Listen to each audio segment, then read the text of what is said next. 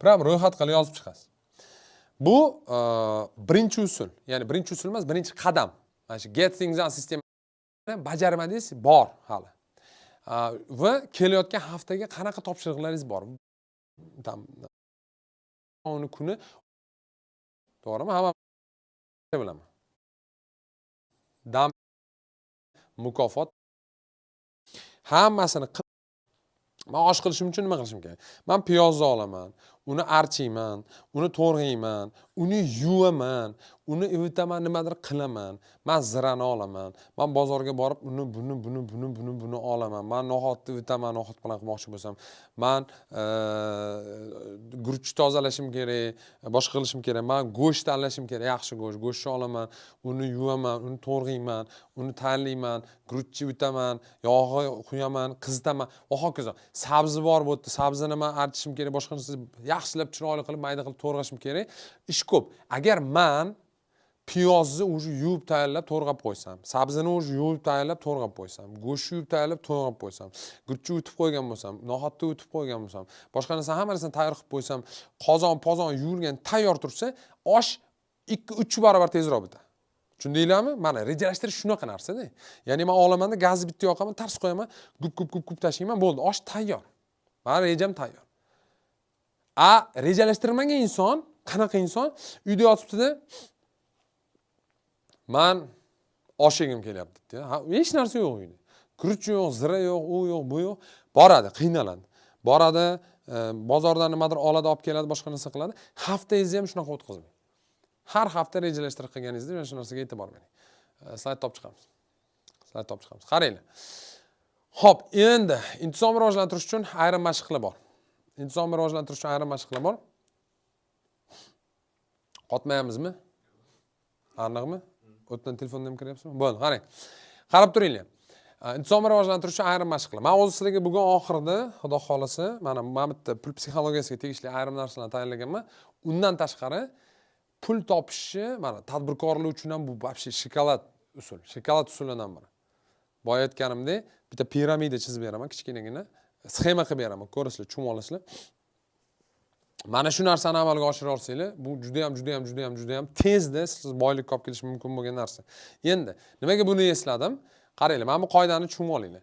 Bitta harakat qoidasi. Ya'ni bu yerda nima slayd topib chiqinglar aka. Bitta harakat qoidasi. Nima degani bu bitta harakat qoidasi degani? Mabodo qaysidir topshiriq bajaryapsizmi, boshqa narsaga chalg'imay imkon bor. Fokusni ushlang. Tam 20 ta odamni ham ursa bo'ladi. Tam dehqoncha tushuntirganimda, faqat bitta kelsa ular.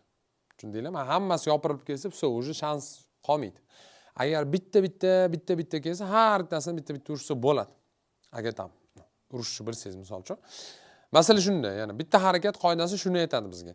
Bitta narsa bilan bitta haligi qil. Ya'ni raqiblar bilan hammasi bilan urushmagin-da, bitta olib chiqib yutib mag'lub qilgan. Ikkinchisi, odatlar usuli. Har bitta qilmoqchi bo'lgan ishingizni yaxshi ko'rgan odatlaringizga bog'lang. Misol uchun, shirinlikni yaxshi ko'rasiz. Deylik, cheesecake. Okay, cheesecake yaxshi ko'rsangiz, siz nima qiling? Siz mana shu juda katta bitta hiyla bor, miyani aldash hiylasi. Deylik, men so'z yodlashim kerak. Bir kunda 50 ta. Misol uchun. Bir kunda 50 ta tam inglizcha so'z yodlashim kerak. Okay. Men har kun cheesecake yeyman.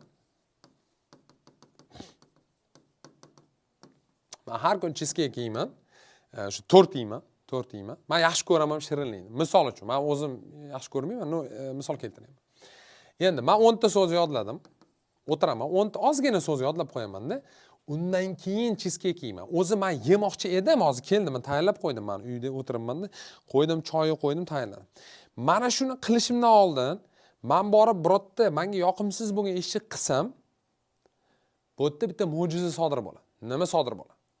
Bu yerda bog'liqlik sodir bo'ladi. Chunki mana bu men uchun kayf.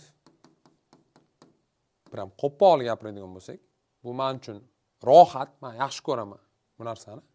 Mana bu men uchun rohat emas. Men bu narsani yomon ko'raman. Lekin mana buni bajarganimdan so'ng rohat bo'lyapti-da. Ya'ni bu yerda qanaqa bo'lyapti? Qaranglar, miyanglarni shunaqa aldaysizlar, shunaqa ongsiz aldaysizlar. Bu dangasalikdan qutulish usullaridan biri o'zi aslida olganda. No, Gettingdan usulda aynan shu narsa zo'r ishlatiladi. Mana buni 10 ta so'z yodladim. Ya'ni men qilmoqchi bo'lgan ishim ozginasini qilaman. Bir 5 minut vaqtim sarflayman. Qilamanda qilib bo'lganimdan keyin srazu cheesecake yeyman. To есть srazu rohat bo'ladi. Va miya buni debmi rohat bo'lishni o'zi ajrata olmaydi. U o'ylaydiki, mana bundan keyin rohat. Endi tasavvur qiling, bu narsani men 20 marta qildim. 20 kun. Har kun o'zimni rohatli ishimni yomon ko'rgan ishimdan keyin qilyapman. Miya keyin bilasizmi qanaqa ishlaydi? Mana shu joyini chaqsanglar, hayotingiz tubdan o'zgaradi. Qaranglar, miya qanaqa ishlashni boshlaydi. Miya shunaqa ishlashni boshlaydiki, 20 kundan keyin mana buni qilishni boshlaganingizda, hozir rohat bo'ladi deydi. Ya'ni buni yaxshi ko'rib qolasiz. Til o'rganishdan keyin har safar rohat bo'lsa, sizga til o'rganish rohat keltirgandek tuyulishni boshlaydi. Shundaylar bu ashi bomba usul. O'ta kuchli usullardan biri. Eng kuchli usullardan biri. Motivatsiyani ushlab turish eng kuchli usullardan biri. Ya'ni masala shundaki, siz o'zingizni yaxshi ko'rgan odatlaringizga yomon ko'rgan narsangizni bog'lab ketasiz. Ya'ni undan oldin mana yaxshi ko'rgan birorta ishingizni qilmang. Deylik, serial ko'rmoqchisiz. Okey, ko'ring serial. Maza qilib ko'ring. Lekin hozir o'sha 40 minut serialga sarflashingizdan oldin 5 daqiqa kitob o'qingda. O'qib bo'lib, kitobni o'qib, yopib srazu serialga o'tib keting. Orada vaqt bo'lmasin. Ya'ni serial tayyorlab qo'ying. Xuddi miyangiz o'ylaydiki, kitob o'qiganim uchun men maza qilaman deydi va sekin-sekin sizni o'sha kitob o'qishni sevdirishni boshlaydi. Ichki biomexanikangiz o'zgaradi. Bu haq. Siz hacker bo'lasiz. Miyangizni haq qilasiz.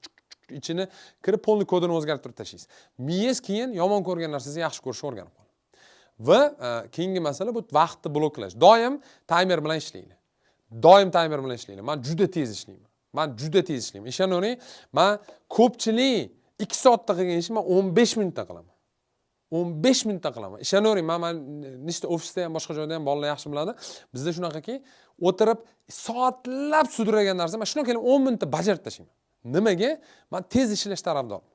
Men aytaman, qiladigan bo'lsa tezda qiling. Ya'ni shoshilib emas, sifatini dabdala qilib boshqa narsa emas. Yo'q, sifati yuqori, prosta chalg'imasdan, o'qimasdan, o'qimasdan. Buni bitta zo'r usuli bor, timer. Vaqt qo'yasiz, timer qo'yasiz. Любой bitta telefoningizni olasizda, shuni timer qilib turib, bitta bosasizda, vaqt ketadi. Misol uchun 10 minut bundan o'tiramanda, tak, bunday qarayman. Xo'p, men shu ishni qilib qo'yishim kerak. Yoki tam idishni yuvib qo'yishim kerak. Misol uchun mana o'zim yashaganimda o'zim yuvardim idishni yuvishim kerak. Yoki tam partalar o'tiradigan joyim bardak bo'lib ketibdi, o'sha joylarni yig'ishtirib qo'yishim kerak. Okey, bu narsaga men 10 minut sarflayman deyman o'zimga o'zim. Shuni 10 minutga qo'yib bitta bosaman. Vaqt bor-ku. Sindirib yuborishni qo'rasizlar. Ishonaveringlar. Shunaqa ishlaysizlar, odam vaqt tig'izligi yo'qligini hisobiga, ya'ni timer ketmayib turgan hisobiga xotirjam ishlaydi, bilasizlar? Shunaqa sudralib, hamma joyi oddiy bitta ishi ham bor, bitta kitobni ham 1 yil o'qiysiz-da. 1 yil o'qiysiz. Undan ko'ra vaqtingizni qo'y, yarim soat eng uzog'i. Xudoga shukr, yarim soat 25 minut eng uzog'i. Bo'ldi, qo'yginda gazini bosib, berib tashlay, ishlab tashlay, sindirib tashlashni. Real, po faktu o'zingiz tezligingizda ishlang. Chaqa imkon qadar chegarangizdan chiqish. Men ko'pchilik aytadi, komfort zonasi. Akalar, mana zona bor, mana shu zonada sizlar. Mana zona komfortda. Bu sizga komfortli bo'lgan tezlik, sizga komfortli bo'lgan fikrlash usullari va hokazo. Men bitta ichida hech narsa yo'q. Hech narsa yo'q. Agar hech qachon erisha olmagan narsaga erishmoqchi bo'lsang, hech qachon qilmagan ishingni qilishing kerak. Hech qachon olmagan nagruskalarni olishing kerak. Shu narsani tushuninglar. Hayotingiz 2025-yilda tubdan o'zgarish xohlaysizlarmi? Tadbirkor bo'lsangiz, gigant bo'lib ketish xohlaysizlarmi? Agar biznesingizlar bo'lmasa, biznesni ochib turib yurg'izib tashlash xohlaysizlarmi? Birorta kasb egallash xohlaysizlarmi? Til o'rganish xohlaysizlarmi? Zonadan chiqmasanglar bo'lmaydi. Hamma narsa, pul, muvaffaqiyat, til, hamma narsa sizning komfort zonangizdan tashqarida joylashgan. O'shanga yoqimsiz. O'shanga siz mana bu darsni qilmoqchi bo'lganingizda yoqtirmaysiz, chunki siz zonadan issiqqina kravatingizdan turib, sovuq ko'chaga chiqib ketyapsiz. Tushundingizmi?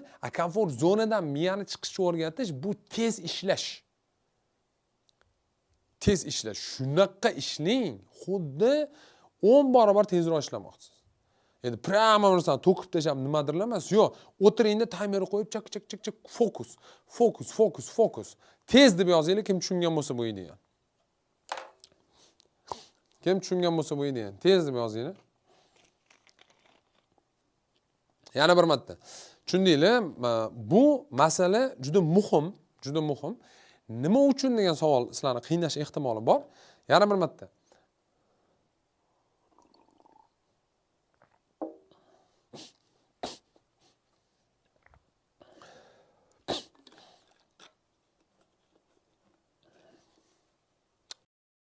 Sizlar topib chiqamiz. Xo'p, endi pul. Qaranglar. Pulga bo'lgan munosabatni qanday qilib o'zgartirsa bo'ladi. Men Xudoga shukr, meni zo'r ustozlarim bor. Meni bunaqa imkoniyatim bor.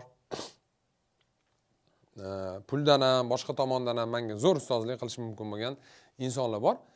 Va menga shu Mirshod aka ustozim bir yil aytganlar, 2021-2022-yillarda Davron deganlar.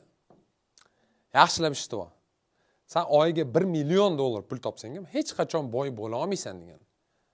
Hech qachon boy bo'la olmaysan. Misol uchun tasavvur qiling, men $10 ming pul topaman oyiga. Tasavvur qiling xolos, men $10 ming topaman yoki boshqa narsa emas. $10 ming oyiga pul topaman, tasavvur qiling. Va 9 mingini ishlataman. 9 ming bir narsalarga ishlab ketadi. Kayf safon bir narsalar. Menda $1000 pul qoladi har oy. Menda $1000 pul qoladi. To есть men bir yilda $12 ming cho'ntakka solaman, uyga olib kirib saqlab qo'yaman. Men yilning oxirida $12 ming pul uyimda turgan bo'ladi. Agar men $10 ming pul topsam. Endi tasavvur qiling, boshqa bitta bola $4 ming pul topadi oyiga. $2 ming ketadi. Rasxod, pasxod, kayf safo bir narsa. Va u yigit $2 ming pulni orttirib qo'yadi. Saqlab qo'yadi, nimadir qilib qo'yadi. Va yilning oxirida bu yigitda $24 ming pul bo'ladi. Tushunibsizlarmi? Pul topgan emas, pul topgan va saqlab qolgan boy bo'ladi. Mana shu masala o'ta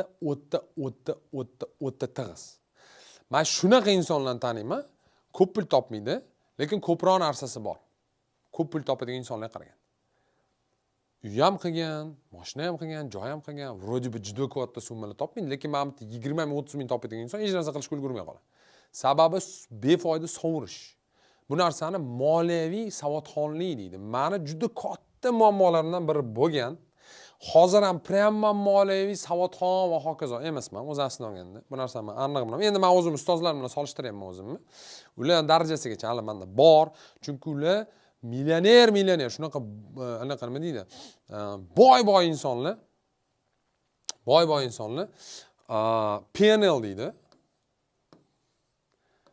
PNL degan tushuncha bor. Profit and loss deydi. Ya'ni o'zini hisob-kitobini, puldagi hisob-kitobini shunaqa qiladi, hayron qolasiz. Hattoki ofisdagi tualet qog'ozini ham hisobga oladi.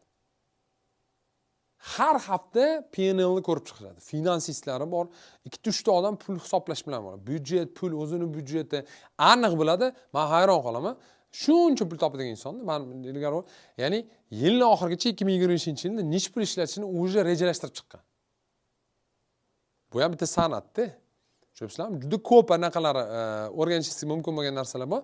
Va men eng asosiylarini sizlarga Xudo xolasa bugungi master-klassimizni yakunida o'rgataman va pul psixologiyasini 7 ta asosiy narsasini o'rgataman. 7 ta asosiy qadamini o'rgataman. Любой pulni topayotgan insonga, pulni topib bo'lgan insonga, pul topmoqchi bo'lgan insonga bu narsa aniq, foydali bo'ladi. Eng aniq foyda. Endi bugungi marafonimizda aniqroq master-klassimizni nomi mukammal yil. Qaranglar, sizlarga savol. 24, 23, 22-yillar o'tib ketdi. Pandemiya boshlangandan buyog'iga 5 yil bo'libdi. Qo'rqinchli fikr men uchun har holda. Sizlarga savol.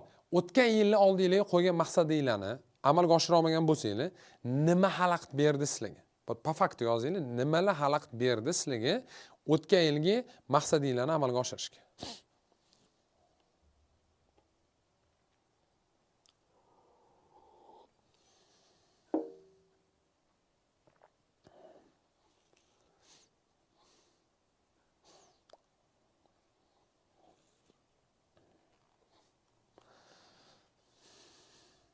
Lekin bir oydan keyin kerak nima qilsam bo'ladi?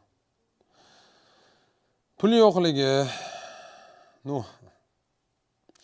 reja yo'qligi. Pulsizlik bo'la olmaydi, tushuntirib beraman nimaga. tartibsizlik, qo'rquv. Pul yo'qligi bu simptom, bu kasallik emas. Beri ko'r, mana kim любой pul yo'qligi deb yozgan inson fikrlashinglarda defekt bor. Tushuntirib beraman hozir. Bu gap katta ehtimol sizlarga yoqmaydi. Muhit, dangasalik va hokazo. Qaranglar. Pul yo'qligi. Okay, pul yo'qligining sababi nimada? Tushunasizlarmi? Bu mana bu simptom. Ya'ni gripp bo'lganingizdan keyin siz nima bo'lasiz? Siz burningiz oqadi, aks urasiz va hokazo. Men aytayapman. Kasalliging sababi nima desa, burnim oqyapti, men aks uryapman deyapsiz. Примерно shunaqa gap. Ya'ni pul yo'qligi qanaqadir umumiy konstanta bo'lsa, qaranglar, yana bir marta, mana shu narsani tushunib olsanglar, endi tadbirkorlar katta ehtimol bilan kerak emas, sizlarning pulinglar bor. Lekin haqiqatan ham puldan qanaqadir muammosi bor inson uchun bu juda ham muhim. Pul yo'qligi bu absolyut konstanta emas, bu absolyut ko'rsatkich emas. Nimaga unaqa deyapman? Unaqada puli yo'q odam hech qachon puli borga aylana olmasdi. Minglab inson puli yo'qlikdan puli borlikka o'tyapti. Puli yo'qlikdan puli borlikka o'tyapti. Misol uchun meni oyligim $120 bo'lgan. Mana oylik ishlab topgan pulim mana. 2017-yil 26 yoshimda. Tushunasizlarmi? 26 yoshli katta inson $120 pul topadi. Bu yerdan bu yerga o'tish mumkin. Просто yana bir oson emas. Mumkin. Как раз shuning uchun sizlarga kerakli narsa bor bitta. Pul psixologiyasi masalasida ham gaplashamiz, to'g'ri?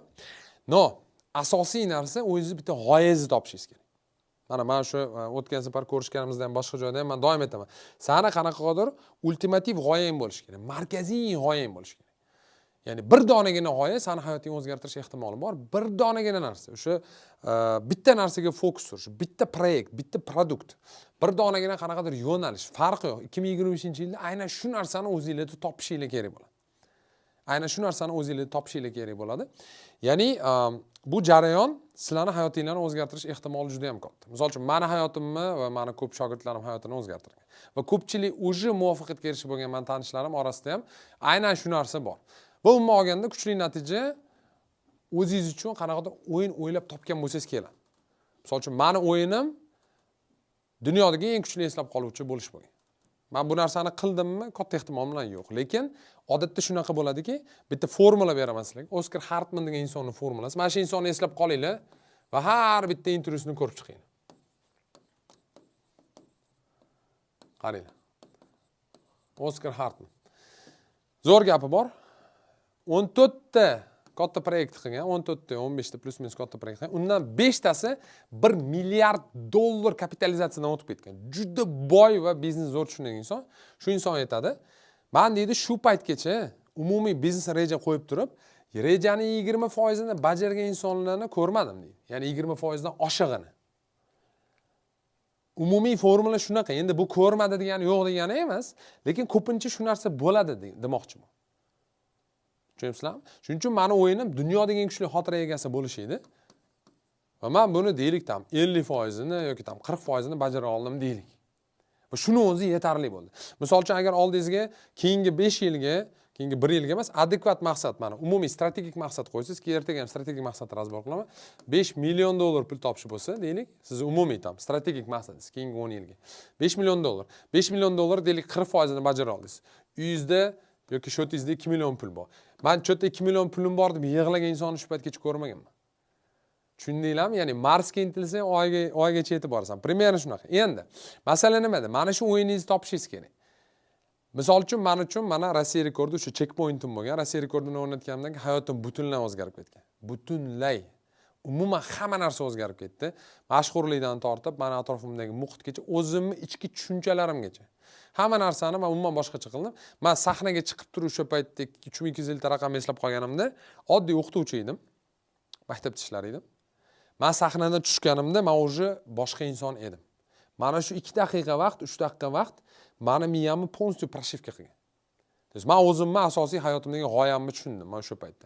Va o'zingizga maqsad qo'yganingizda, misol uchun keyingi yilgami shu 2025-yilda, yil oxirgi yil endi boshlandi. Maqsadingizni gipertrofirovaniyni qo'yishga harakat qiling. Ya'ni o'yinga aylantirishga harakat qiling. Yozgan narsangiz bilan hayolingizdagi narsangiz farqi bo'lsa hech narsa qilmang. Ya'ni yozdingiz, siz tam $10 ming pul topaman. $10 ming pul topaman. Просто tak 10 ming dollar pul topaman emas. Men bitta o'ta kuchli maqsadda, ya'ni kasb egallayman, 10 ming dollar pul topamanda va keyinchalik bu orqali qanchadir million pul qilaman. Va hokazo. Undan tashqari, deylik, bitta narsani tushunishinglar kerak mana. Ba'zilar aytadi, mana bunaqa narsa borda. Ba'zilar aytadi, Davron aka deydi, yoshim 25 deydi. Men 26 yoshda 120 ming dollar oylik topib yurganman. Bo'ldi, 26 da уже kech. Keyin aytadi, tam 30 da уже kech deydi. Keyin aytadi, tam 40 da уже kech deydi. Orangizda kimdir tadbirkorlar bor. 10 yildan beri bitta urovingda yuribsizlar-da, yana ko'paymoqchisizlar, biron narsa qilmoqchisizlar, lekin o'xshamayapti. Yoshingiz 50 da, bo'ldi endi kech. Arab tilini o'rgana olmayman, nimadir qila olmayman, hokazo. Lekin bilasizlarmi, qachon kech bo'ladi? Nima deb o'ylaysizlar, o'zi hayotni o'zgartirishga qachon kech bo'ladi? Sizlarga savol. Hayotni o'zgartirishga qachon kech bo'ladi?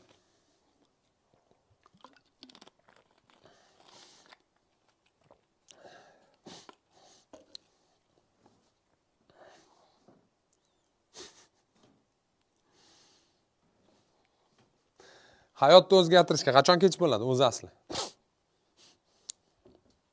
O'lganda. Mana o'limdan keyin o'zi kech. Ungacha bo'lgan любой checkpointda, misol uchun mana slaydda mana yozib qo'yganman. Katta qilib yoshim 34 da. Bu yil mana 34 ga xudo xohlasa kiraman. Men bu yil hayotimni tubidan o'zgartirmoqchiman. Tubidan, o'zi bo'ldi. Ba'zilar aytadi, Davron aka, hamma narsangiz bor, bo'ldi, yetarli. Nima qilasiz shu darajada? Yana bir narsani qanaqadir chiranib, boshqa narsa qilishga harakat qilib, yo, tubdan o'zgartirish vaqti keldi. Men nazarimda, menda bir nechta yana qo'shimcha pointlar bor. Bu yili xudo xolisa men shu narsalarni amalga oshirsam, meni hayotim butunlay yangi darajaga chiqadi. Hamma yo'nalishlarda. Даже pul topish yo'nalishida. Даже pul top. Ya'ni 2023-yilda hayotim butunlay o'zgartirmoqchiman. Hayotim har bitta yo'nalishdagi maqsadlarni qo'yib, ularga полностью erishmoqchiman. Va buning uchun men bir nechta narsani amalga oshirishim kerak. Ya'ni bu yil xudo xolisa meni ideal yilim bo'lishini xohlayman. 2023-yil men uchun ideal, mukammal yil bo'lishini xohlayman. Xudo xohlasa bu narsa uchun maksimal harakat qilaman va bu meni ideal yilim bo'ladi. Bu meni ideal yilim nimalardan iborat bo'ladi? Bir nechta asosiy masala. Birinchi o'rinda aniqlikni aniqlayman. Sizlar ham shu narsani qilinglar o'zingiz uchun. Aniqlikni aniqlang. Ya'ni 1 yildan keyingi natijalaringizni o'lchash uchun, ya'ni men 25 yil boshida turibsizlar, oxirdagi natijalaringiz bo'lganda dekabrda siz hozirgi bilan oxirgini solishtira olasiz. Masalan, hozir 1000 dollar pul topasiz, yil oxirida 2000. Hozir mashinangiz yo'q, yil oxirida bor va hokazo. Hoziringizni bu nimaga o'xshataman? Ozmoqchisizda o'zingiz rasmga olyapsiz. O'zingiz rasmga oling. Qo'pol qilib aytganda, aniqligingiz nimadan iborat? Kimsiz? Nechta pul topyapsiz? Nechta filialingiz bor, tadbirkor bo'lsangiz? Nima qilyapsiz? Nechta xodamingiz bor yoki nima qilmoqchisiz? Dekabr oxirida solishtirish uchun bu narsa juda ham muhim bo'ladi. Ikkinchisi, ustozlarim birgalikda maqsadlarni qo'yib olaman. Ya'ni ustozlar men uchun juda ham kerak. Ustoz eng muhim narsa meni hayotimda. Qaniydi 17-16-yillarda men ustozlarim bo'lgan. Qaniydi men katta ehtimol bilan hozir tushungan narsalarim ancha erta tushunaman. Katta ehtimol bilan eslab qolish bo'yicha ancha tezroq men shu narsaga erishardim. Ya'ni yillar 12-11 qanchadir yil sarflab yurmasdim. Va eng kuchli ekspertlarni topaman har bitta yo'nalish bo'yicha xudo xolisa. Sport bo'yicha misol uchun mana eng kuchli O'zbekistondagi eng kuchli hozir trendga chiqqan odamlarni men topib borganman. 17-20 kilo o'zimni vesim tashlaganman. Ahad aka Xudoyorov tanisizlar, borganman. Aka deganman, ozishim kerak. Bajarim mana shunday bo'lib yotibdi, ishib ketgan. Bo'ldi deganda shuni dietani yozib bergan, ketdi. Jarayon ketdi. U yog'ini men o'zim ushlab berdim. Va men bilan birgalikda o'zgaradigan odamlarni bitta joyga to'plamoqchiman. Shu insonlar menga kerak, men o'zimga motivatsiya kerak va hammamiz xudo xolisa birgalikda o'zgaramiz. 5-dan rejani shunaqa zo'r tuzib chiqamanki, hozir rejam bilan ham tanishtiraman sizlarni. Barchaga bu narsa erishish oson bo'ladi. Ya'ni har bitta jarayonni men xudo xolisa oson qilaman va eng asosiysi boya boshida aytganimdek, men sizlarga loyiham haqida aytib beraman deganimdek, bu yo'lni men bilan birgalikda o'tishni sizlarga taklif qilaman. Yilni boshida turibmiz. Hozir 7-yanvar 2025-yil. Qanaqa uzoq tuyulardi ilgari 2025. Lekin o'sha kun keldi. Va yanvar o'tib ketgandan keyin juda yaxshi bilasizlar, o'sha fevral, mart, yog'i Ramazon yil tugagandek tuyuladi. Keyin yana keyingi yilni kutasizlar. Ya'ni men aytmoqchimanki, keyingi yilga milliarder bo'lib ketamiz demoqchi emasman hammamiz, yo'q. Har bittamiz har bitta yo'nalishda hayotimizni o'zgartirib chiqamiz demoqchiman. Har holda men shu narsani amalga oshirmoqchiman, xudo xohlasa. Endi 1 yil tez o'tadi. Mana 5 yil, pandemiyadan keyingi 5 yil tez o'tib ketdi deydiganlar plus qo'yinglar.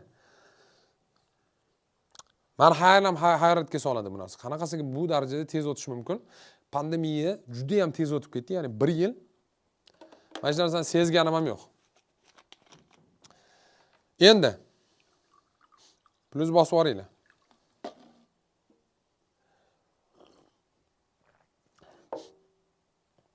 Bir yil tez o'tib ketdi. Endi sizlarga savol shu joyda. Mana shu ideal yilni men bilan birgalikda o'tkazishni kim xohlaydi? Men deb yozib yuboringlar. Bormi? Prям chatga yozinglar. Men xohlayman, Davron aka, hayotimni o'zgartirishni xohlayman. Biznesimni rivojlantirishni xohlayman. Polностью o'zgarishni xohlayman. O'zimga o'xshagan insonlar bitta jamiyatni ko'rishni xohlayman. Kitob o'qishni boshlashni xohlayman. Til o'rganishni boshlashni xohlayman. Sog'liqni yaxshilashni xohlayman. Semirishni xohlayman. Ozishni xohlayman. Men deb yozinglar. Kim bormi orangizda shunaqa inson? Ya'ni 1 yil haqiqatan ham tez o'tadi. Men shu narsani sizlarga doim aytaman. Umuman hech narsani sezmay qolasizlar. Va 1 yil oldin shu qarorni qilmaganligi uchun, ya'ni dekabrda o'sha 1 yil ham emas, даже qaranglar, vaqt tez o'tishini, o'sha mana shu yilning oxirida dekabrda sizlar o'zingizlar qani edi o'sha paytda mana shu loyihaga qo'shilsam edi demasligingiz uchun katta ehtimol bilan bugun shu to'g'ri qarorni qilishingiz kerak. Va hokazo. Endi yana bir marta men bilan birgalikda ideal yilni o'tkazmoqchi bo'lsanglar, men sizlarga tushuntirib beraman bu narsani biz qanday qilib amalga oshiramiz. Yangi ideal yilim nomli, meni ideal yilim nomli, ya'ni sizni ideal yilingiz, agar men bilan birga bo'ladigan bo'lsangiz, 3 oylik dastur. Xudo xolisa bu dastur 15-yanvardan boshlanadi. 15-yanvardan boshlanadi. Va ushbu yo'l davomida, men shu o'zimni yilimni ideal qilish yo'li davomida men 8 hafta ish olib boraman. Plus minus o'sha ish jarayonida sizlar uchun 9 ta bonusli jonli efir o'tkazib beraman, 30 ta dars qilib beraman. Qanday qilib bu narsani amalga oshirish mumkinligi haqida. Qo'shimcha ustozlar bo'ladi, kuratorlar, kitoblar va sovg'alar bo'ladi. Hozir tushuntirib beraman nima degan. Qaytasida bo'ladi bu loyiha, qanday o'tkaziladi. Sizlarga qulay bo'lish uchun bu narsani telefonda o'tkazish mumkin, ya'ni bu onlayn bo'ladi. Onlayn o'tishingiz mumkin bo'ladi. Shunchaki guruhda bo'lasizlar, guruhga qo'shilasizlar. Onlayn kuzatib borasizlar 3 oy mobaynida biz sizlar bilan birgalikda mana shu ideal yilni qurib turib bitta zapisk berib olamiz. Ya'ni o'zimiz surdiramiz. Xohlasangiz telefondan, xohlasangiz naqadan ko'rishingiz mumkin bo'ladi. Endi birinchi hafta men nima qilaman? Men o'zim mindsetimni to'g'rilayman. To'g'ri mindset nima? Bu to'g'ri fikrlash. O'zimni fikrlashimni ma'lum qilaman. Hozir mana bugungi master-klassimiz oxirida pul psixologiyasida gapirganda men qisman shu mavzuni tegib o'taman. Bu juda ham muhim. Fikrlashingizni to'g'rilagan kuningiz hayotingiz butunlay o'zgaradi, katta ehtimol. Ya'ni biz bu narsani sizlar bilan birgalikda qilamiz. To'g'ri mindset bu eng muhim narsa va birinchi hafta aynan shu mindsetni to'g'rilaymiz. Keyin men nima qilaman? Men kognitiv illyuziyalarni, hayotimdagi yolg'onlarni olib chiqib tashlayman. Ya'ni sizlar ham shu narsani qilasizlar. Hayotingizdagi butunlay yolg'onlarni, qanaqadir noto'g'ri fikrlarni, noto'g'ri sizlarni aldab qo'ygan qanaqadir fikrlar, bunga ishongansizlarda bu noto'g'ri bo'lib chiqdi. Noto'g'ri yo'ldan yurib qo'ydinglar va hokazo. Mana shu illyuziyalardan polностью qutulamiz va real hayotga real ko'z bilan qarashni o'rganamiz. Keyin biz nima qilamiz? Miyadagi tizimlarni ko'rib chiqamiz, miyamizni nastroyka qilamiz va birinchi hafta tugaydi. Birinchi haftada mindset nimaligini tushunib olamiz birgalikda.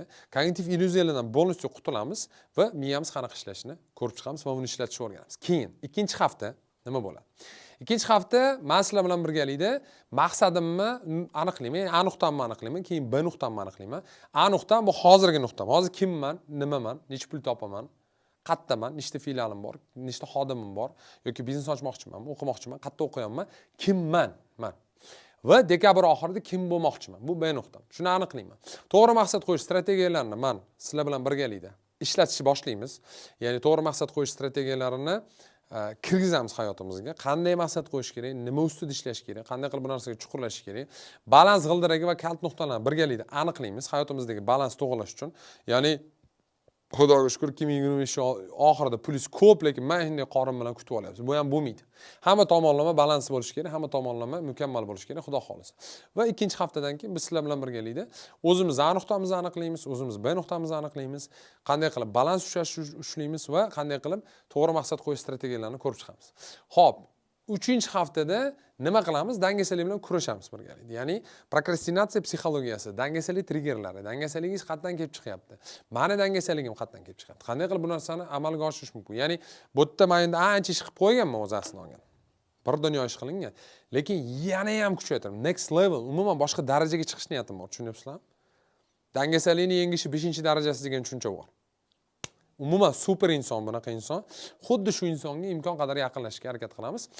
Keyin dangasalarni yengish uchun amaliy texnikalarni ko'rib chiqaman sizlar bilan birgalikda.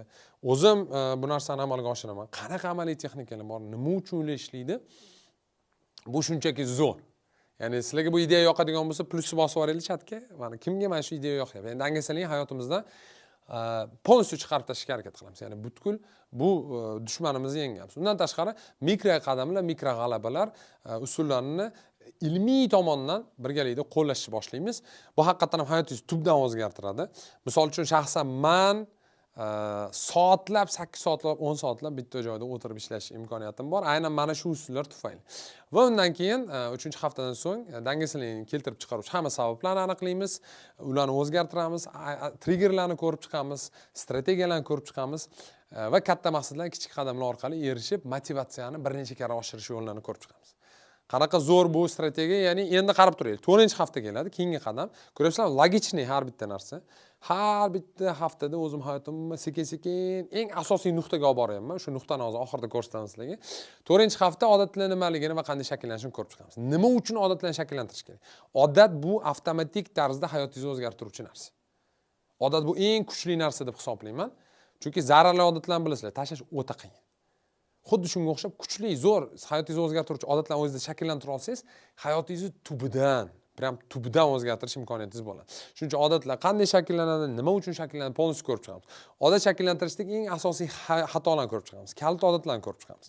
Ya'ni kalit odat bu hayotingizni turning point'i, burilish nuqtasi. Butunlay hayotingizni o'zgartirish mumkin bo'lgan odatlar. Ularni qanday amalga oshirish mumkin va zararli odatlardan qutulishni men sizlar bilan birgalikda Xudo xolasa o'rganaman.